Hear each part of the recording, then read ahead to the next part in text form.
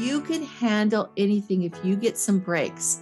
And so, like I said, if you know somebody that's in a caregiver situation day in, day out, you don't have to take over their job. But if you can spell them just a little bit, it's amazing. Mm-hmm. First of all, it's very encouraging to know that people care enough to help, but it's also like just getting a little break is enormous, because then you can come back and you can feel like you can tackle it again. Welcome to Stories of Hope in Hard Times, the show that explores how people endure and even thrive in difficult times, all with God's help. I'm your host, Tamara K. Anderson. Join me on a journey to find inspiring stories of hope and wisdom learned in life's hardest moments. My guest today grew up in Cheyenne, Boston, and spent many summers with her dad and sisters in Indiana and Long Island, New York. She earned a BA in English Literature and an MA in Organizational Communication from BYU, and also served a mission to Portugal. Before leaving BYU, she met and then married her husband, John, and had 3 wonderful children. After they lost their 10-year-old son to complications from a near-drowning accident when he was 18 months old, Kristen began homeschooling her daughters for a few years. After her youngest was launched, she began writing to help parents tackle the taboo topic of pornography. Her Good Pictures, Bad Pictures, Read Out Loud books are both Amazon #1 bestsellers, and she is the founder of the protectyoungminds.org website. I'm pleased to present Kristen Jenson. Kristen, are you ready to share your story of hope? Yes, Tamara, I would love to. Thank you for having me on. Oh, I'm so happy to have you here. Now, we always like to start with a little bit of an icebreaker. And one of the interesting things about you is that you have switched to mostly a vegetarian diet. Why don't you tell us a little bit about that? Well, yeah, I was always interested in health. I think after I had my first child, I gained a lot of weight, and it wasn't so much the weight as like the energy. Like I had no energy. My husband would come home from work and have to take over. I was just completely exhausted. And so I made a few improvements. I started walking, just learned a lot about, the value of eating a mostly plant-based diet. And this was back in the day when it wasn't, I think it's become a lot more popular, and also there's a lot more science to back it up. But yeah, my husband had cancer. He still kind of lives with it, but it's in remission. And it's usually in the background of our lives. It's been maybe 10 or 12 years since he started treatment, and he hasn't been treated.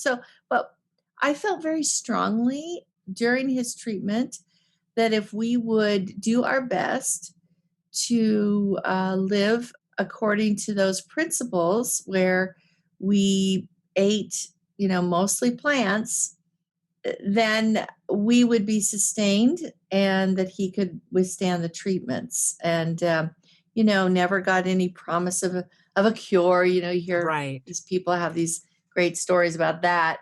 My mother once told me, she said, "Isn't that boring?" And I'm like, oh my gosh, like, no, there's so many great different ways you can use vegetables and grains. And so we have been doing that for, I don't know, it's been a long time.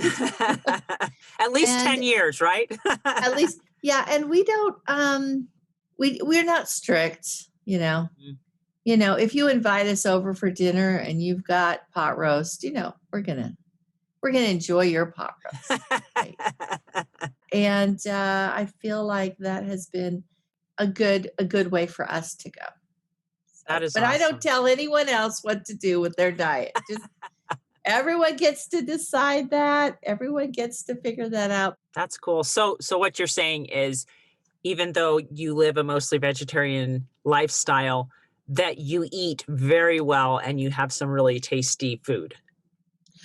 Yes, I do, because I like to throw things together in the kitchen that I've never tried before, and that is a fun part of what I do to kind of balance out the dark things I have to deal with talking about pornography and all those kinds of things. So Yeah, it's yeah, nice to yeah. have a hobby that, No, I is agree.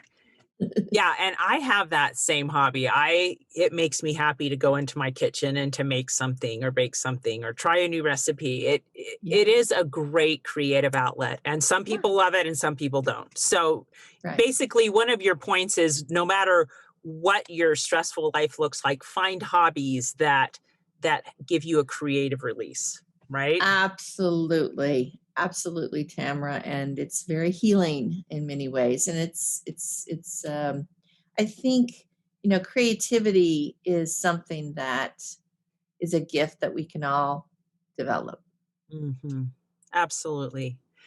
So, we're going to dive into your life a little bit today. And why don't you start off telling me about your wonderful son? Yeah. My son was born just a beautiful child, blonde hair, big blue eyes, big smile, just so happy. We used to call him Mr. Guy Smiley, and just had a big personality. Just one of those people that the personality didn't fit his little body. Mhm. Um, and so he was a joy. I will say, at about 5 months, when he was still just an infant, I had this premonition that kept coming to me and it went something like this: he's too good for this world. Mm. And I would question that. In fact, I would kind of argue against it. Like, well, there are a lot of really good people in this world, and we need them. And, I would just kind of try to put it out of my mind. But when he was 18 months old, we had a tub, just like those plastic bushel size tubs that we kept in our yard, that was kind of like for their playground, the little sandbox toys and their toys Mhm. I'd put in that. And we had a sandbox, and we had, a swing set and all the things that you have when you have young children, because I had an older daughter. And one day we went out there right around this time of year. It was in California. It was a drought year, but that tub had accumulated a few inches of water, maybe 3 inches of water Mhm. over the course of the few months. But we were outside. My daughter was napping. My husband was down planting some trees on a slope that we had in our backyard. And so he asked me to go get something. Lauren was playing in the yard, and I saw him go over to that tub, and I thought he was going to pull out a toy. Um, and I didn't think anything of it. In fact, a feeling of joy came over me, Hmm. that I was so grateful to be that little boy's mother. And just his spirit. Um, and so I just went inside to hunt for whatever my husband needed, came back out, gave it to him. And then from where I was up on the deck, I couldn't quite see where that tub was. It was kind of obscured by a retaining wall. And anyway, um, but I noticed that I couldn't see him. And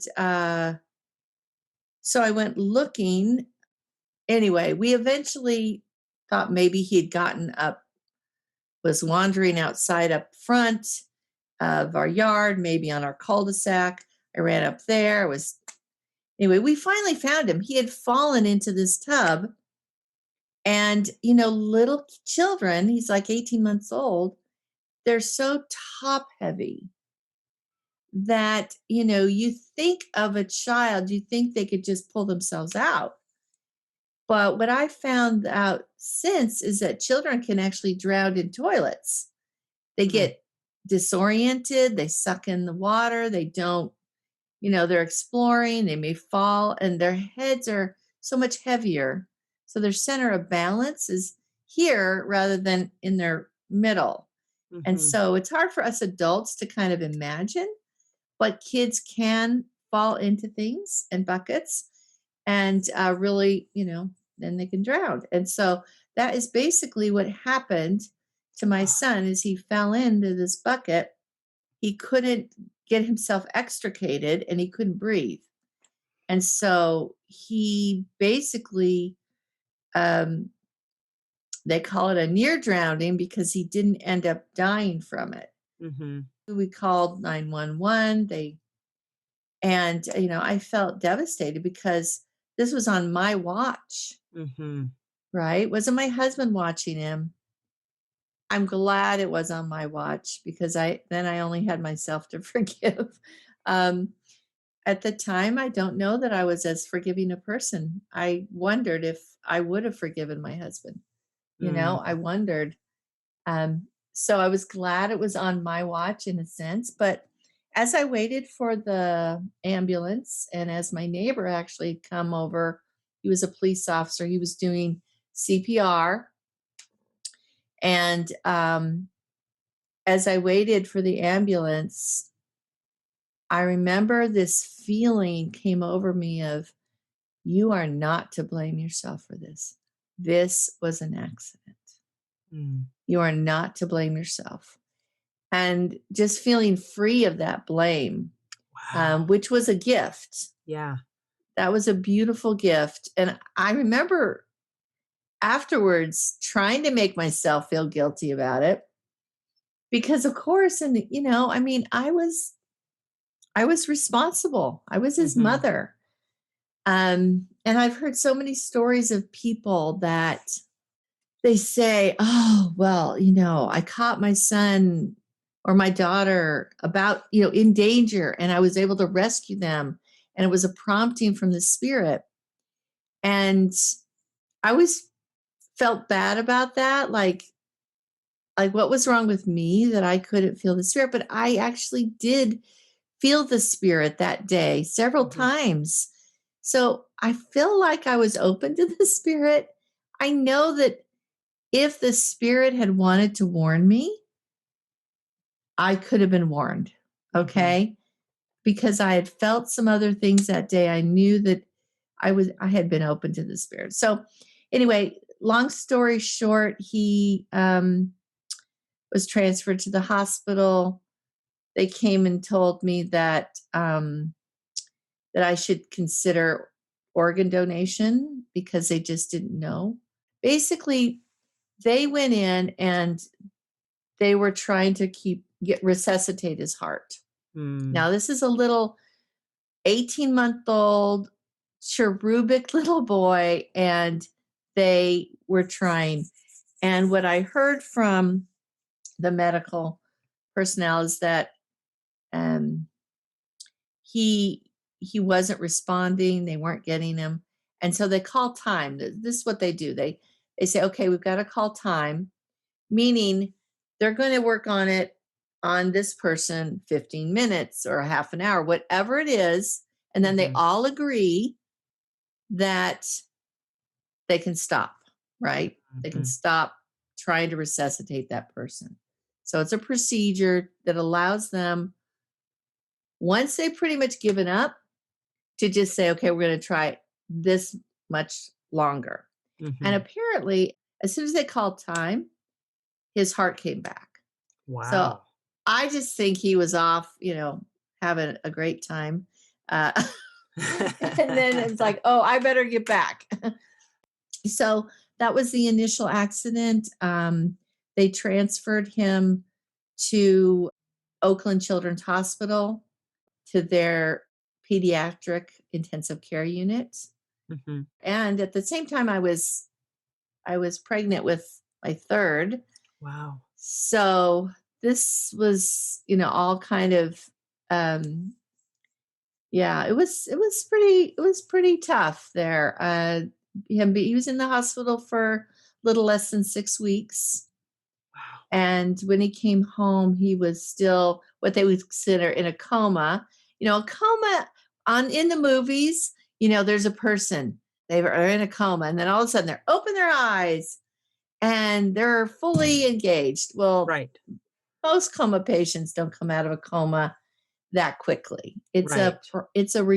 it's a process where your brain reorganizes and is able to, but they told us some bad news there. They said that when you have like a global like anoxia where you aren't breathing for a while. Right. And now if you're in a cold icy stream, that actually is great because it shuts down your metabolism. It shuts down, and that's probably, if you're going to have a near drowning accident, in a very cold stream is the best place if you could choose.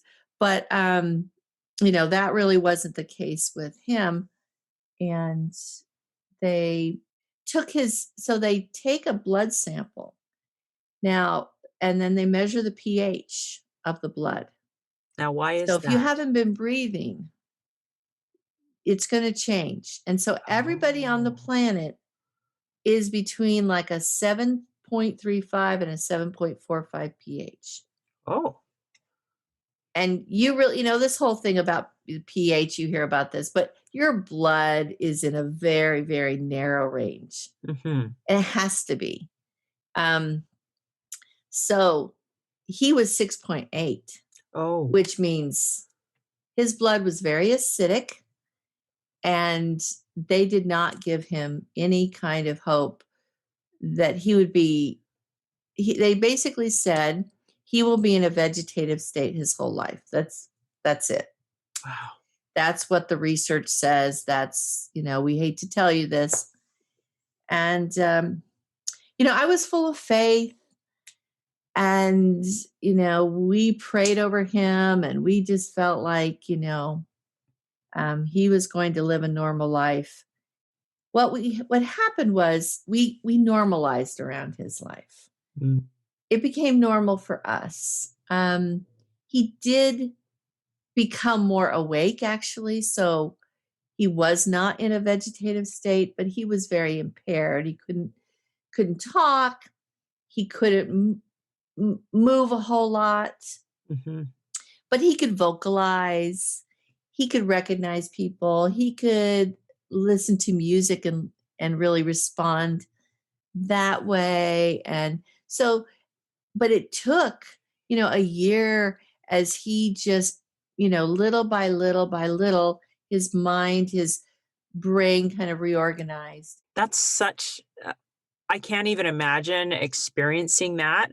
So I guess my question to you was, how were you doing through all of this with, you're being pregnant and then having a baby, and also now having almost a second baby to care Oh for yeah. because he was bedbound. How are you doing with all of that? Not good. I was well, I really actually I was full of faith, though. I knew that God would bless us.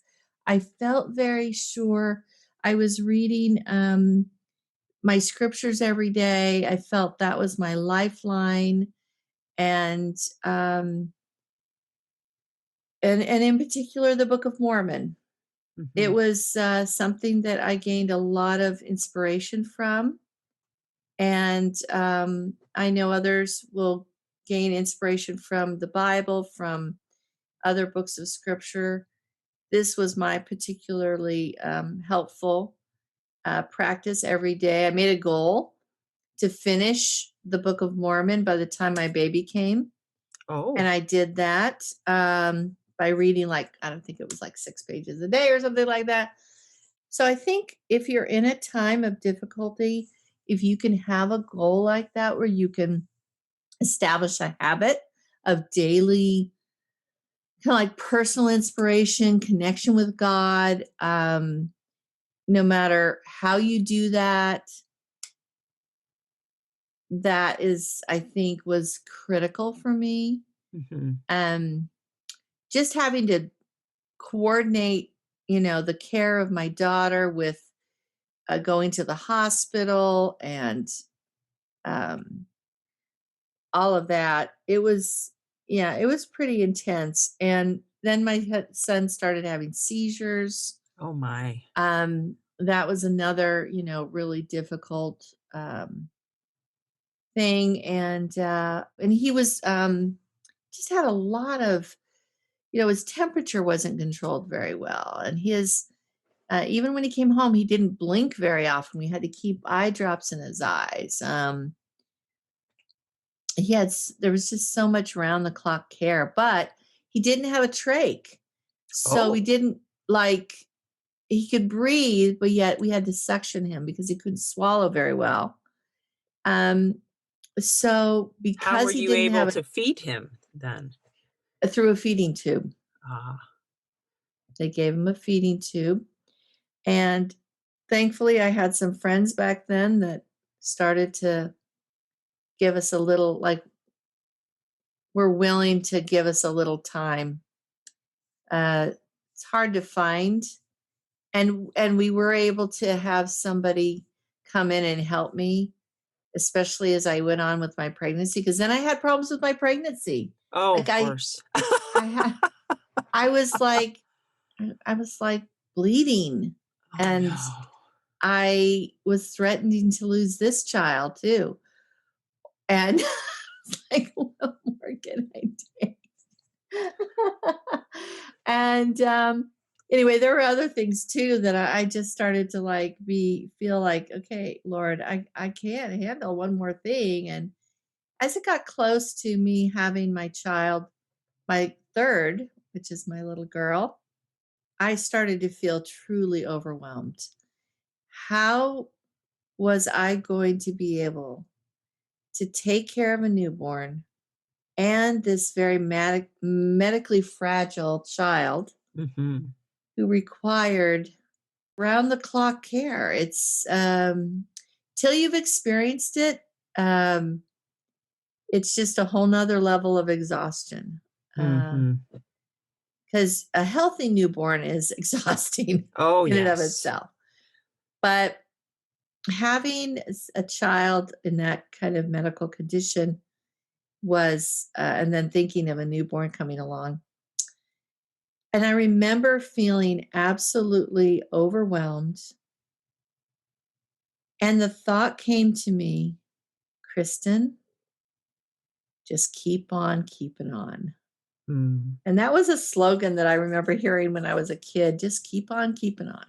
Mm. And I thought, okay, the spirit, I believe, speaks to us in language that we understand Mhm. and that is unique to each one of us. Mhm. And so I remember, and I had many other spiritual experiences that just let me know that God was aware of me and that and I had one kind of I kind of had a vision of an analogy.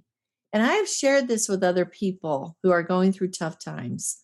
And maybe this was just for me and maybe it won't work for others, but I'll share it now. And that was every day, you just have to get through every day. Mm. That's all. Like, because when you're in a trial and a difficult situation, if you take on the entire future, that's too much. Mhm. That's too much for any of us. Mhm. And that's why I think Jesus said, sufficient unto the day is the evil thereof, right? Sufficient unto the day is the evil thereof. Um, you only need to deal with today's problems today. Just Mm. just get through this one day. And so I had this idea of at the end of the day, I would build a brick. When I woke up in the morning, I built a brick wall in my mind at the end of the day. Huh. So I was to get up to that walk up to that brick wall. So throughout the day, I'm getting towards that brick wall that is the end of the day. And I am not to look, oh, it's a tall brick wall. Mm-hmm. I am not to try to climb it and look over Mm-hmm. it. I am not to do any, just get up to that brick wall and go to bed and get a Mm-hmm. little sleep. I wasn't getting much sleep, but just, you know, end the day. And then in the morning, I'd wake up, I'd be on the other side of that brick wall, and there'd be a new brick wall, right? Mm. So just build that brick wall at the end of the day. Don't try to take anything more than one day at a time, because there are some times in your life that is all you can do is Yes. get through one day. And if you can just have that expectation, Lord, give me enough to get through this one day, I think that's powerful. I think that is just all we can do. Sufficient unto the day is the evil thereof. It's Yeah. all, that's all. Just deal with today's problems. Don't worry about how you're going to get through the rest of it, because you don't know what blessings are coming, what things will come into your life to help you. And we actually were able to hire someone, Angelia, and she came and helped us for a couple of years. I don't know Wow. what I would have done without her. She was your angel. She was my angel. It's funny because her name, we always thought her name was Angelia. And it wasn't until years later I found out we were mispronouncing it. It was Angelia, like with an AR. I'm like, well, we like the name Angelia better, because that's actually what you were to us. You were an angel. Oh. So yeah, so my little daughter was born. Thankfully, she did not need to be in an ICU. Thankfully, we were able to deal with, but not to be graphic, but I'd wake up in a pool of blood Oh gosh. and have to be rushed to the hospital and have to call somebody in the middle of the night to come over and watch my son and my other daughter. And there was a couple in our ward that would do that. They were a young Wow. couple. They didn't have children anymore. And they would just, I could call them at 1 a.m. and they'd come over. Oh my word. I know, like angels around us, Yes. angels around us. And then there were many other people that came and helped. And so you have to focus on the good things, the blessings. The other thing I would do, Tamara, is I would, at the time, so this is a long time ago, this was in the 1990s, and there was this war over in Bosnia Mm-hmm. and Sarajevo, and it was terrible. This is a place that they just had an Olympics, a Winter Olympics, a few years prior, and now they were in the middle of a horrible war Mm-hmm. and snipers killing people, and it was just terrible. And they were firing on hospitals. And I remember thinking at the time, at least I'm not in Bosnia. Mm. I am in a hospital that is a really like a world-renowned hospital, Oakland Children's Hospital in the San Francisco Bay Area. I am in this place. There's nobody shelling us. There's nobody, I have the top, people helping us. So I just started to realize it could be worse, right? Mm-hmm. It could always be worse. So sometimes you take the opposite tack because you want to look at the blessings, but you also go, you know what? This could be worse. Mm-hmm. And I could not have this help or this support. And I want to be grateful for everything I have. And that also is a big, if you look at the opposite side, it can always be worse. So just be grateful Oh yeah. for the blessings you do have and hang on to them. Oh yeah. No, that sounds like such a powerful, powerful tactic. And I'm so thankful you've given us these little tidbits, these clues of reading your scriptures, connecting with God, taking each day one day at a time, and being grateful. That is huge. Those are huge, important steps to take. We're going to take a quick break, but when we get back, we're going to have Kristen give us some tips that she would share with caregivers so that they can keep going. Stay tuned. Hi, this is Tamara K. Anderson, and I want to share something special with you. When our son Nathan was diagnosed with autism, I felt like the life we had expected for him was ripped away, and with it, my own heart shattered as well. It's very common for families to feel anger, pain, confusion, and anxiety when a child is diagnosed. This is where my book, Normal for Me, comes into play. It shares my story of learning to replace my pain with acceptance, peace, joy, and hope. Normal for Me has helped change many lives, and I'd like to give this book to as many families as possible. We've put together something I think is really special. My friends and listeners can order copies of my book at a significantly discounted price, and we will send them to families who have just had a child diagnosed with autism or another special needs diagnosis. We will put your name inside the cover so they will know someone out there loves them and wants to help. I will also sign each copy. You can order as little as one or as many as hundreds to be shared with others. So go to my website, tamarakanderson.com, and visit the store section for more information and to place your order. You can bless the lives of many families by sending them hope, love, and peace. Check it out today at tamarakanderson.com and help me spread hope to the world. And we're back. I've been talking to Kristen Jenson about taking care of her son for years and years and years on end as a 24-hour-a-day caregiver. And Kristen, what I'd love to ask you now is, would you mind sharing with us some tips that you would share specifically for caregivers? Because you've talked about how the first tip is to get help, to not try to do something so daunting on your own. But what other tips would you share with caregivers? It's going to be different with everybody, but I feel like in order to maintain your sanity, Mm-hmm. you have to find something that you enjoy doing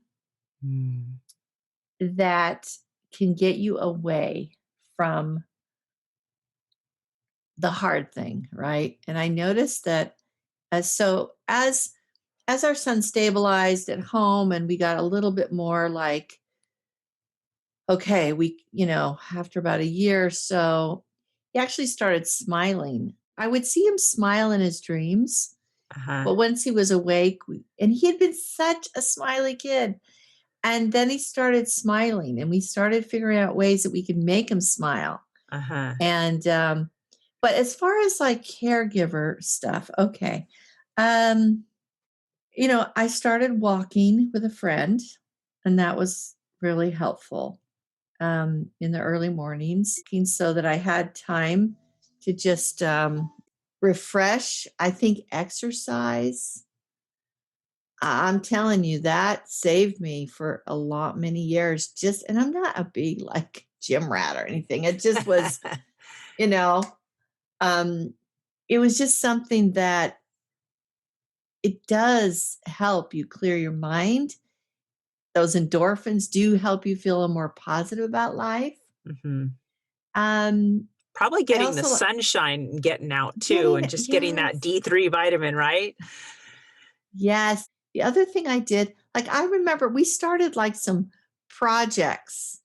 Like I decided we needed to build this wall outside in our, that kind of enclosed our front yard a little bit. And uh, we had quite a deep front yard. And so I did these projects, and they would just and part of me felt a little guilty, like I should be studying. And of course, back then we didn't have the advantage of the internet Right. for a few more years. So, but I could find books at the library. I could, and I did order some books on, traumatic brain injury and just trying to figure out what things might help my son. Because I was fully like, at that point, I was thinking, oh, he's going to recover. He's going to Mm, get better. We're going to get this done, and our faith. And what I learned is that God doesn't give you the whole picture. He mm. gives you hope, hope to carry on. Sometimes we misinterpret that as, oh, we're going to get what we want. Mhm. And what the Lord is saying, I'm going to give you what you need, Mm. because I have a bigger plan. My son never did recover fully. He recovered a little bit. And then he passed away when he was 10 from a grand mal seizure. And throughout that whole time, I was his main caregiver because, as I said, we couldn't get skilled nursing care because he didn't have a trach. So I didn't have anyone Oh, coming in relieving me at night. But we had some amazing experiences. So, for example, um, my husband and I would be up with him during the night, but he would kind of stretch out and he couldn't then breathe very well, or, oh, he had to be positioned correctly or whatever. So we would often have to get up with him in the night. There was a time one morning I said, oh man, last night was really hard. I was up with him 4 times. oh, And my husband said, I was up with him 4 times. oh. We'd literally been up with him every hour, one of us. And I really truly felt like we had an angel, like we had an angel that was assigned to us, and the angel would wake me up, and then the angel would wake my husband up, then the angel would wake me up, and then, it's like, okay, your turn. And Mhm. so I also felt very strongly that my son was here on earth for a reason. He had a mission. And eventually, my prayers stopped being that he would have a full recovery, but that he would be able to do everything he needed to do to fulfill his mission here on Mm. life, here on earth. So that was also a comfort. And I felt like his days were numbered in the sense that all of our days are numbered. And so that he would be here until it was time for him to go home. And that was going to be up to the Lord. And we would just do our best. And I felt very strongly, you're going to do your best, take care of him. And when he goes, you're not going to feel guilty about this, because I don't know if you're this way, Tamara, but I find that a lot of mothers, we are it's very prone to guilt. Yes. And if we can blame ourselves for anything, we will. It's all our responsibility. It's all our fault. Oh my gosh, my kid has this problem. I must not have been a good mother, blah, blah, blah. And I kind of learned that we all do our best. And then, anyway, he passed away from a grand mal seizure. I think they call them generalized seizures now. And the interesting thing there was that I could see that he was declining. He wasn't there were some issues, and I'd seen other children have long drawn out painful deaths, basically. Mhm. I honestly didn't want to see him suffer that long. So in the end, I mean, the grand mal seizure was like a gift, because he was getting heavy and I had to lift him in and out of a wheelchair. And Mhm. so I would go to the YMCA, which was like my second home. In the morning. I would go every morning. Guess I was a gym rat at that point, but it was just, I would do the whole, I had a Lifting with workout your arms. routine. I was lifting 100 pounds, and I would swim, and I would get exercise so that I could, deal with all the stress of taking care of that child. So um, I went out that morning. I woke my husband up. I'm going, and I left. He was he was doing fine. I rearranged him. Everything was fine. Totally good. I came back, I talked to my husband for a few minutes. He was still in bed. And I said, Lauren's quiet. And I went in, and he had literally flipped over to the other side, and he was gone. He was gone. But what was interesting is a few months earlier, I got this crazy idea to take a Red Cross lifeguard course. And I had to really prepare for it. I had to be able to swim 10 laps doing the crawl, which is no mean feat, actually, if you try it. And you're not, and you're out of shape. But I had to work up, and so I did that whole course. And in this course, I learned CPR. And you would think I would have known this, but since I'd seen CPR being done on him originally, I had a traumatic, I didn't want to, You didn't want to but learn it. I didn't want to learn it. But I made myself learn it for this course. And so when I went in and I saw him, and I could tell he was gone, but I didn't know how long he'd been, and I thought, I'm going to do CPR. So we pulled him out of this bed, put him on the hard surface, and I was doing CPR until the medics came, and they took over and determined that he had been gone too long, and it was a lost cause. I mean, it was just, there's nothing they could do. But Tamara, had I not known CPR, had I not been able to do it, I would have always wondered.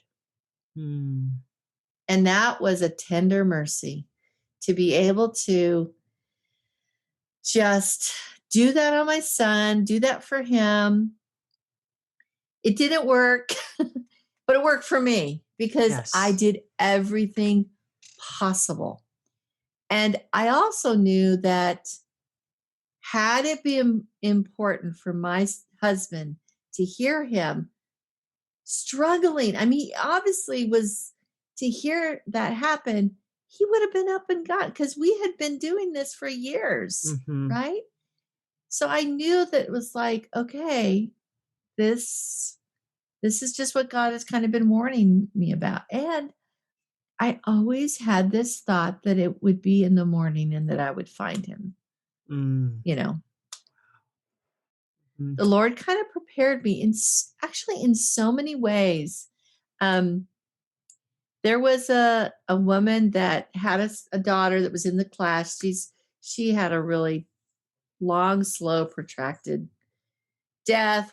So I thought I should just call her up. And one day I'm sitting at the computer, and honestly, I'd had this prompting several times. And finally, I just heard the most frustrated voice in my head that said, will you just call her?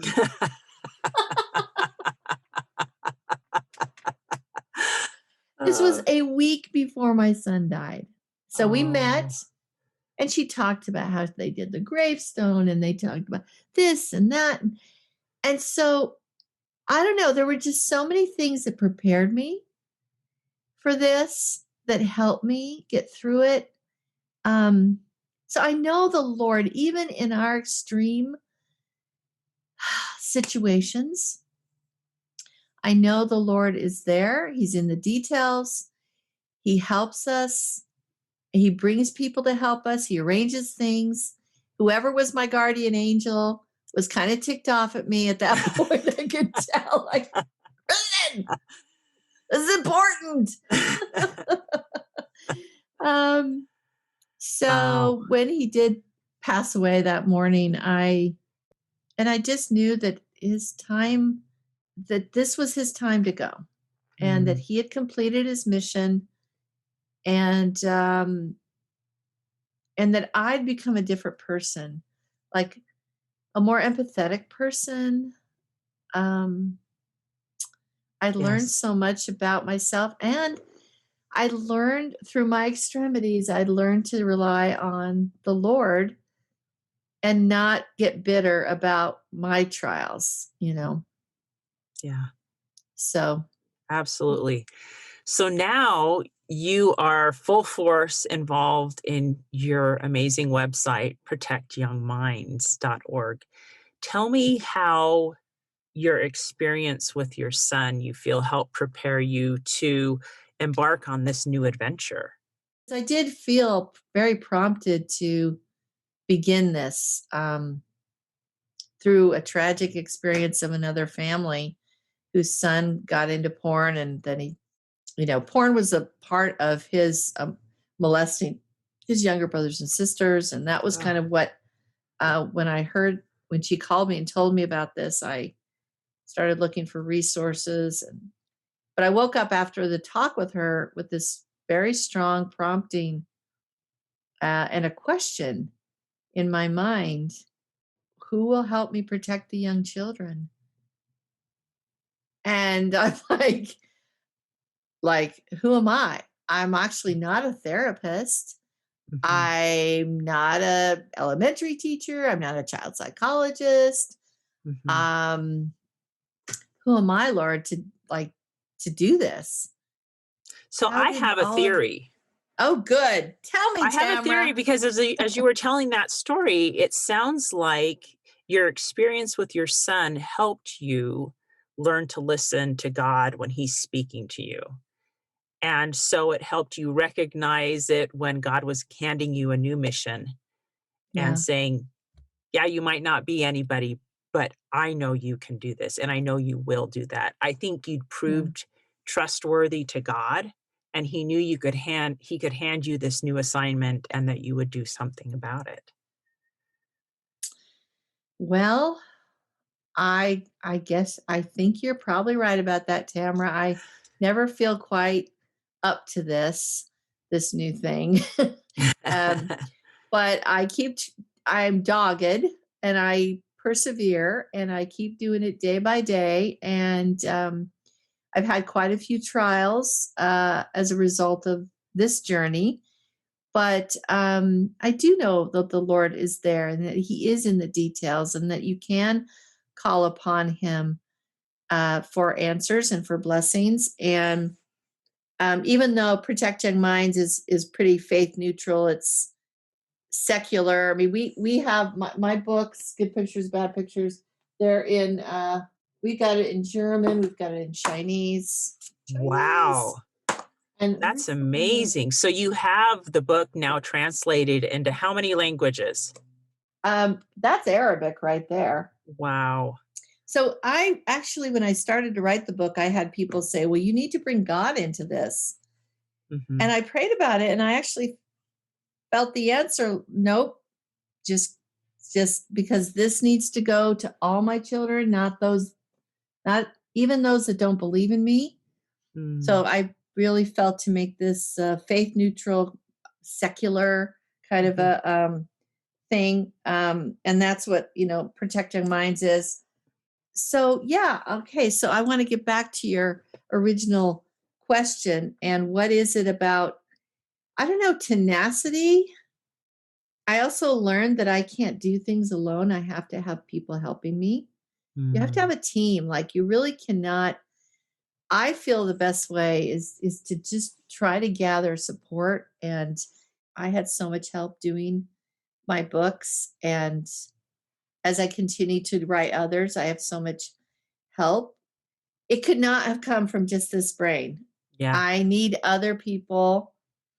And so being able to ask for help, that may be one of them too. And I just Mhm. realized that right now, Tamara, Wow. in a moment of like aha moment. I just had an aha moment because I learned early on with my son, Lauren, I had to have help. Mhm. I, I wish I would have had more help actually, but I Yeah, I mean, bet you I was do. grateful for the help I did have. And I had to have help. I couldn't do it alone. I could not do it alone.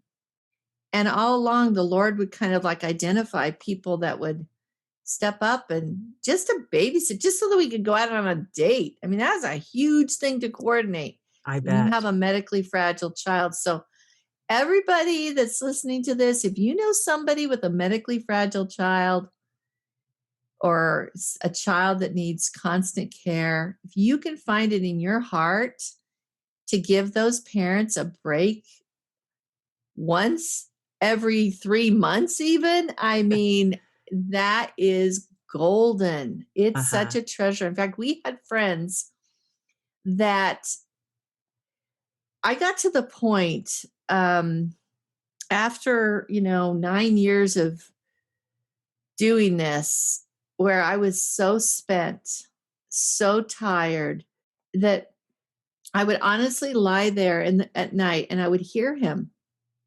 My angel would wake me up. I would Mhm. hear him struggling to breathe, my Oh, child, and I could not move. oh. And I'm sure people could judge me for that, but honestly, that's called burnout. Mhm. That is Just called complete true, exhaustion. complete burnout. And I would wake my husband and I'd say, I can't get up. I can't go one more time. And so we had planned this trip to Hawaii.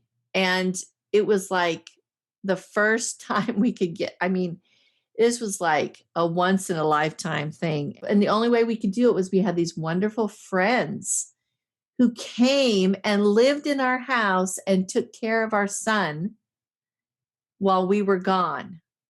And Mm. I will never, ever forget this. And I love them to this day.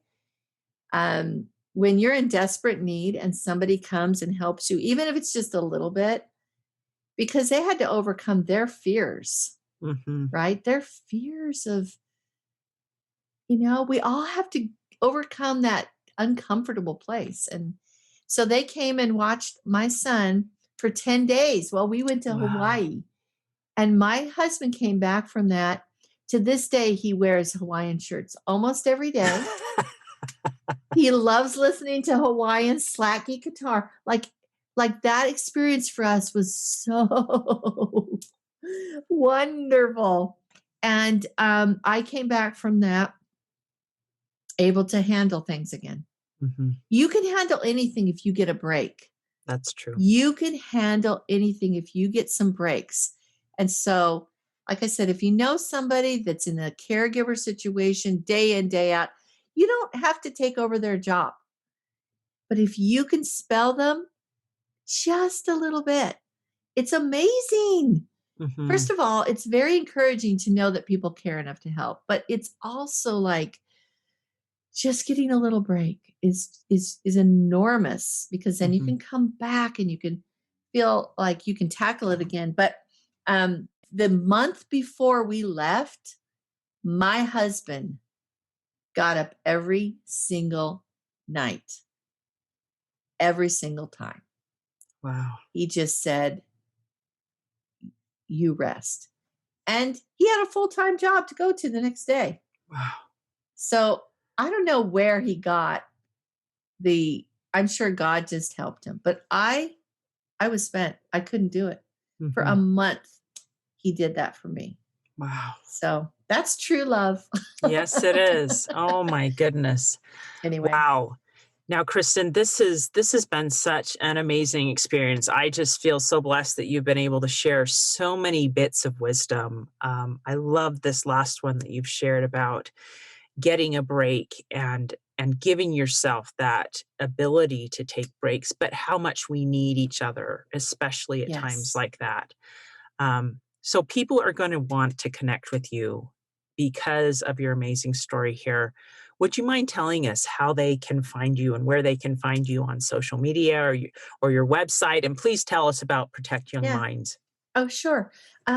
Yeah. So you can always connect with me. A lot of people come to my author page, which is sorely neglected on Facebook. I'm not very good at it.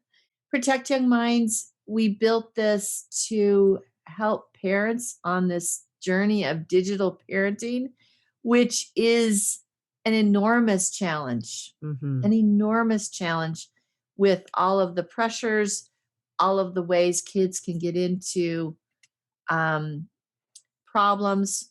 We try to keep parents up to date with the latest threats, but also the latest tools and parenting advice. We find that raising children who are resilient, emotionally resilient, actually really helps with all kinds of risks.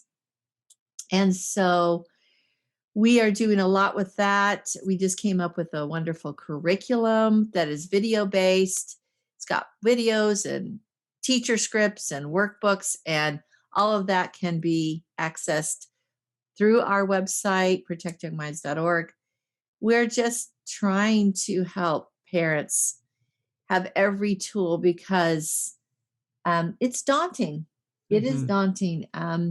You've got people who are highly skilled, well paid, working against you, trying to get your kids pulled into some of these things that are, not going to be healthy for them and Mm-hmm. healthy for their minds. So, yeah, come visit us Wow. at Protect Young Minds. We've got so much to offer, and most of it is free.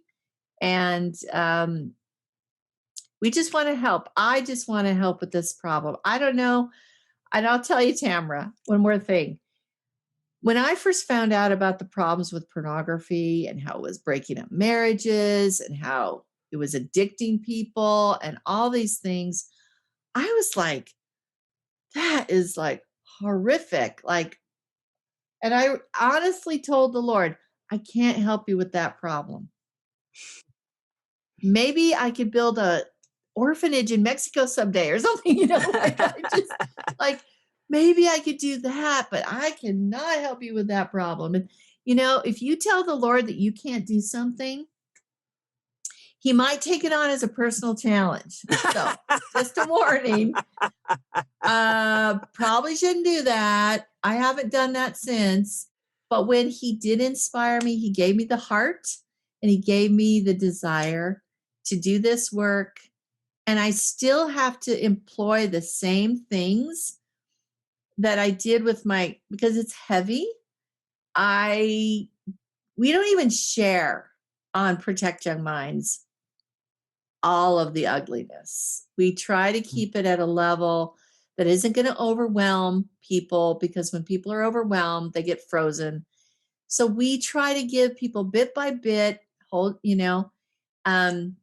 obviously, if you want to know more information, there are many ways to do it, but we so I have to deal with a lot of this darkness. And so what I do now is I find ways, creative outlets. We're going to go, like, after this interview, we're going to go buy some e-bikes so that we can get out, when the weather gets a little better here, and get some exercise together. And we've got some plans this summer to do some fun trails.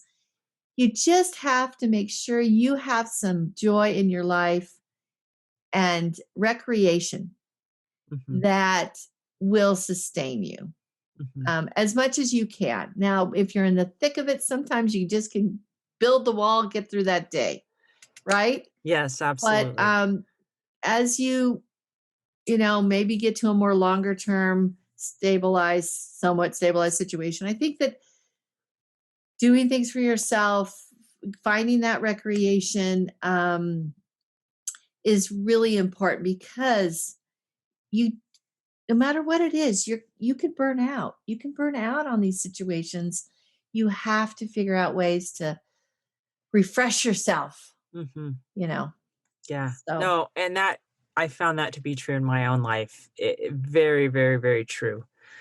Oh, man, Kristen, this has been so fun and so fantastic. I relate to your story in so many ways because of my son's on the autism spectrum, especially feeling so overwhelmed and exhausted. I totally have felt your pain as you told that story, but I feel such hope with all the tips that you've given here. I've seen them be true in my own life. And I know as people apply them in their lives that they will find the same help and strength and relief, both through God and through the angels he sends. So thank you for sharing Oh, your story of hope. anyway, I'm grateful for Heavenly Father. I'm grateful for Jesus Christ. I know that none of us are perfect. He will help us, and he really will be there every step of the way. You don't always feel it. You don't always feel like he's right there. But I do believe that they're there and that they're concerned about us, and they're outside of time, so they can spend all the time they need just focusing on you and knowing what's right and setting things up, bringing people into your life, setting up blessings. So if you have something you're praying for, just keep going and know that the answer to that prayer is coming. It's coming, and it may not be exactly what you imagined, but it will be the perfect thing for you. Hey, thanks so much for listening to today's show. If you like what you heard, subscribe so you can get your weekly dose of powerful stories of hope. I know there are many of you out there who are going through a hard time, and I hope you found useful things that you can apply to your own life in today's podcast. If you would like to access the show notes of today's show, please visit my website, storiesofhopepodcast.com. There you will find a summary of today's show, the transcript, and one of my favorite takeaways.